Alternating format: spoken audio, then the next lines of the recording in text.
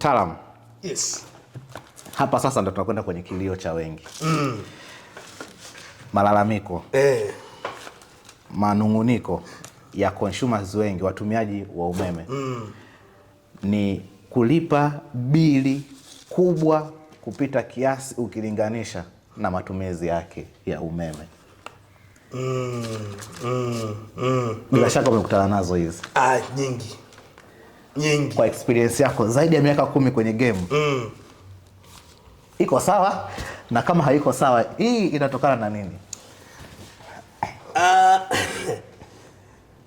Bill,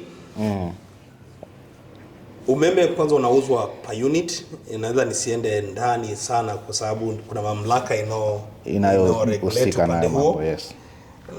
Na wana rates zao za utumiaji. Ndio.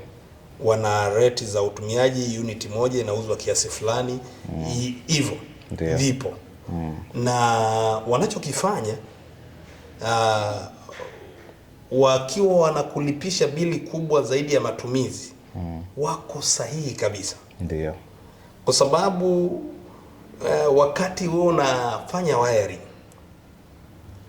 ulijihakikishia kwamba uliwapelekea form ukiwa unawaambia kwamba wiring yangu imefanywa na mtaalamu. Ndio. Whether ulifanya shortcut au hujafanya shortcut, lakini umewahakikishia. Ndio. Na kuna fomu ya kujaza inayotoka TANESCO. Ndio. Wakiwa wanauliza baadhi ya maswali hapo ya kitaalamu. Na utakuta kwamba mara nyingi mafundi huo wanajaza tu. Mara nyingi wanajaza tu, hawajapima ila wanajaza.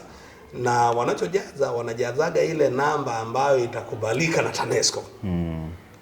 Kwamba na ni mara chache yamkini pia TANESCO kufanya verification kwamba hiki alichosema mteja ndicho. Yes.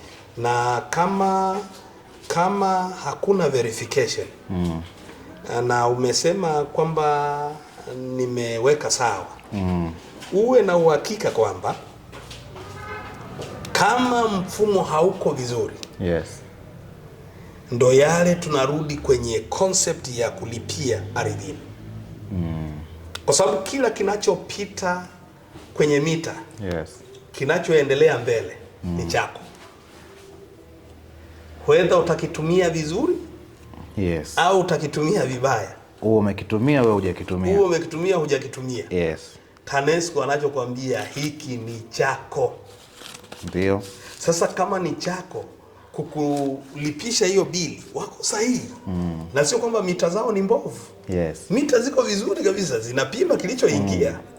Ila ndani kwako mifumo imewekwa vizuri kiasi gani?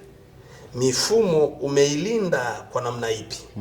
Umedhibiti upoteaji kwa kiwango gani? Ndio. Kwa sababu upoteaji tunasema uko wa aina nyingi. Sasa na huo upoteaji huwezi ukauona hivi hivi. Yes. Inahitaji wataalamu, kama sio umeme kliniki, wawe ni wataalamu wanaofanana na umeme kliniki. Hatujisemi ni sisi tu Tanzania au Afrika Mashariki au Afrika. Wataalamu wapo. Wataalamu wapo ambao wanaweza wakakufanyia hizo verification. Ndio. Kama umewafikia, wamekufanyia verification kwamba umeme kilo unaingia kwenye matumizi sahihi, bill itarudi chini. Na utajikuta kwamba unalipia umeme wa kawaida. Sasa verification unaweza unakikuta unafanya mara moja kwa mwaka. Alafu saving unaoipata out of bill ni kubwa. Na pia kingine unazuia pia na majanga.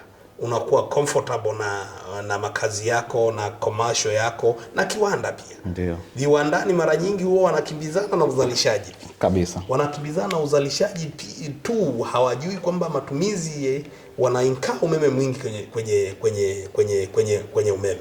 Na hili tumeliona kwa sababu tumezunguka viwanda vingi. Ndio.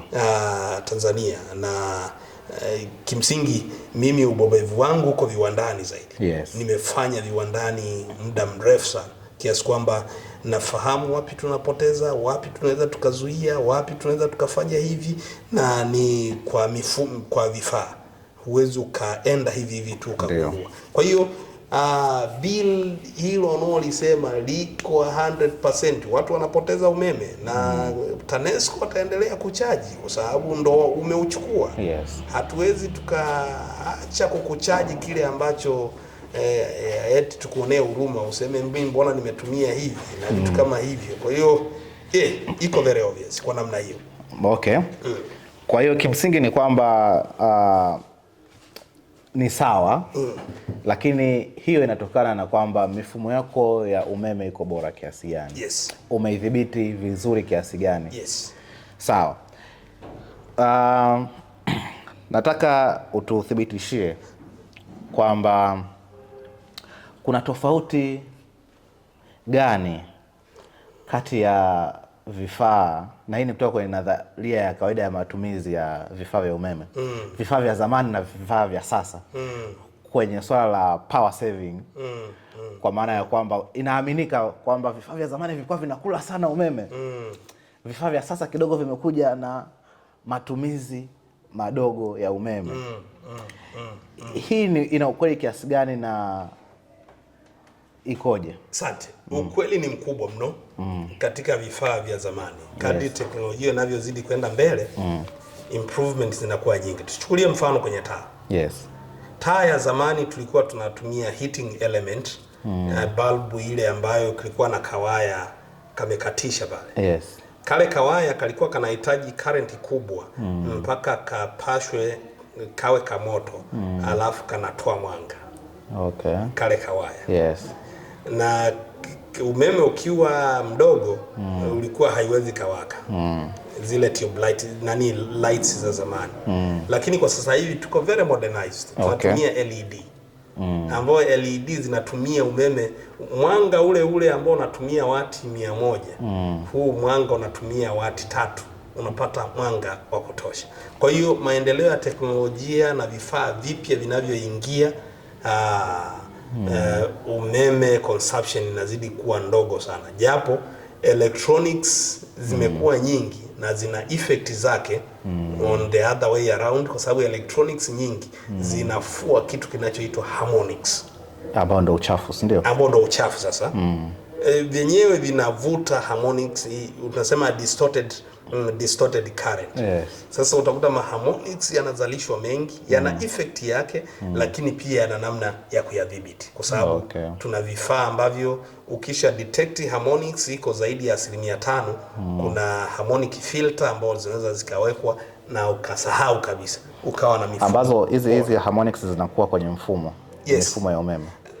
Harmonic inakuwa iko kwenye umeme wenyewe. Umeme wenyewe. Yaani umeme unapokuwa na uvuta kutoka TANESCO, huwa tunasema huko kwenye sine wave. Yes. Sasa hivi vifaa vya electronics vyenyewe huwa havi accept sine wave. Kwa hiyo utakuta kwamba vinatengeneza wave yake vinavyojua yenyewe. Okay. Nadhani demonstration, tutatafuta namna ya kufanya demonstration zaidi mbele ya safari, ili tujue harmonics ni kitu gani, ila for today let us take kwamba harmonics ni umeme ambao hauko kwenye form ya sine wave. Mfano wa kawaida huwa tuna frequency ya 50.